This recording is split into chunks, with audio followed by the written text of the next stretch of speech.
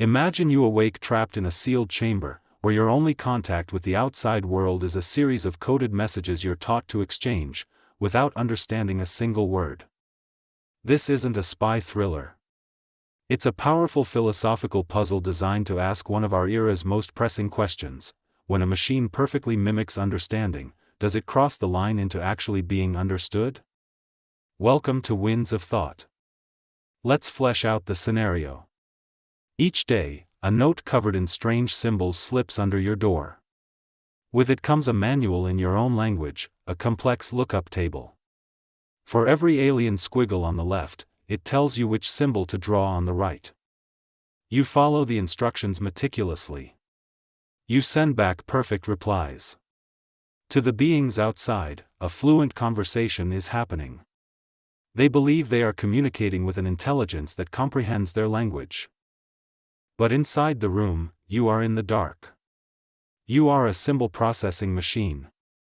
You have mastered syntax, the rules of arrangement, without grasping a shred of semantics, the meaning. This is the essence of the Chinese room argument, conceived by philosopher John Searle. His target was a bold claim emerging in early artificial intelligence, that a suitably programmed computer doesn't just simulate a mind, it literally is one, with real cognitive states. Searle's prisoner is a metaphor for any system that manipulates symbols based on rules but lacks genuine awareness. The argument forces a wedge between intelligent behavior and intelligent experience. But if this is the challenge, why is it so incredibly difficult to answer? The problem starts with us. We are trying to determine if another entity possesses something, conscious understanding, that we ourselves cannot fully define or locate. Thinkers distinguish between understanding, sentience, and consciousness, yet their precise relationship remains one of science's great mysteries. Our tools excel at measuring objective, physical processes. They stumble before subjective, lived experience. Consider the warmth of sunlight on your skin. Science can describe the photon wavelengths, the thermal transfer, the neural firing. But your personal sensation of warmth, that qualitative, internal feeling, eludes measurement. This, what it is like, quality is the hard kernel of consciousness. We are ghosts trying to define the machinery that makes us, using the very tools the machinery provides. So, if our own inner world is this opaque, what hope do we have of detecting its spark in silicon?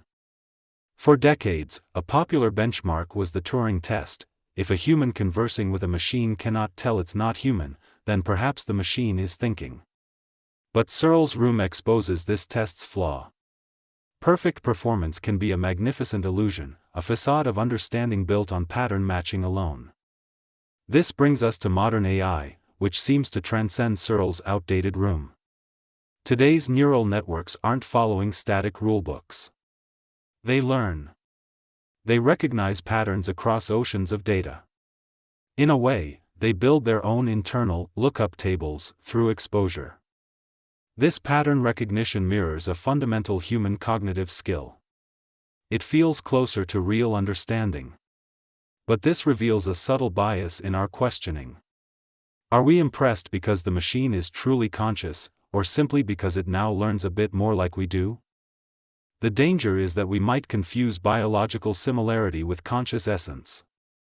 To combat this, some researchers propose tougher tests. Not of performance, but of inner experience. Could an AI, never trained on the concept, articulate what it's like to dream? To feel awe? To dread a future event? True consciousness, they argue, might reveal itself through connections forged beyond mere data, through genuine, unprogrammed insight into subjective states. We stand at a profound crossroads. The systems we build are becoming less like Searle's room and more like vast, alien minds of their own. We know the architecture we build them with, but not the inner landscape that architecture might give rise to. The original question, does it truly understand? May be evolving. Perhaps we are not building machines that will ever sip coffee and feel its warmth. Instead, we might be creating a new form of existence, one whose understanding is fundamentally alien to our own.